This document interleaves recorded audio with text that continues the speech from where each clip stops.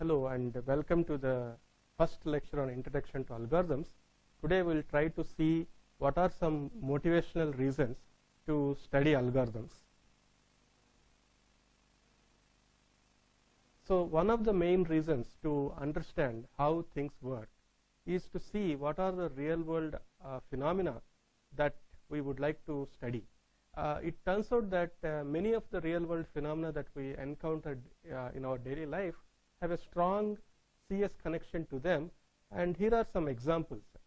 So one example is how do we schedule various jobs with various parameters, right? So for example, you may want to schedule so that the average time or average latency or overall time, overall latency, these are minimized. These kind of scheduling problems often arise in situations such as computer networks where a packet waiting time, packet arrival times, these have to be looked at carefully so that the end-to-end experience is smooth.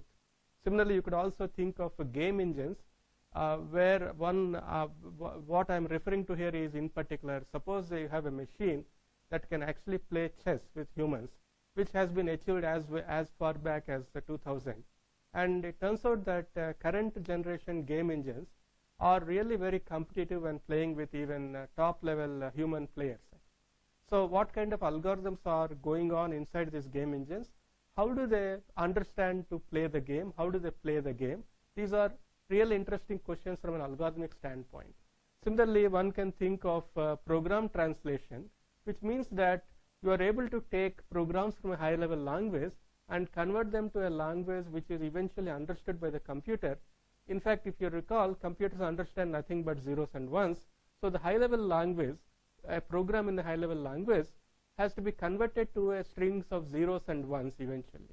Not only that, modern compilers can actually introduce several optimizations which a human eye could have easily overlooked, and these could mean a order of magnitude performance in some cases. So what kind of algorithms are really playing behind in these compilers that can not only translate from one language to the machine language, but also introduce various optimizations that improve the performance. More recently, the IBM Watson is a standalone system that would actually compete with humans in a live game show. In fact, it won the game show, beating a contestant that has been winning for the past 10 years. So that's a remarkable achievement, given the fact that this machine did not have any internet access during the quiz show itself, right? So all it could have as a resource is all that is stored on the computer and all the programs and whatever thesaurus, dictionary, reference material, but it had to come up with answers to these quiz questions which are not known a priori, and it should be competing with humans in a live quiz show, which is kind of remarkable, right? Okay. Anyway, so what is our interest in all of these examples? We want to understand what is the kind of processes that go or that run behind these examples actually. Similarly, how do we design and analyze such solutions? What kind of techniques are required? What kind of building blocks are required to create these solutions? Also, importantly, once we understand piecemeal solutions, we should be able to generalize and ask, are there common methodologies that kind of bind these solutions together? Or given a particular nature of problem, how do we realize that, okay, this particular methodology might apply here to come up with a good solution? In fact, more deeper CS question always has been, can we do any better or can we not do any better, right? So can we argue that no better solutions exist, right, in any sense, right? And in a similar spirit, we could also want to understand things like, are there similar problems with respect to their difficulty to solve?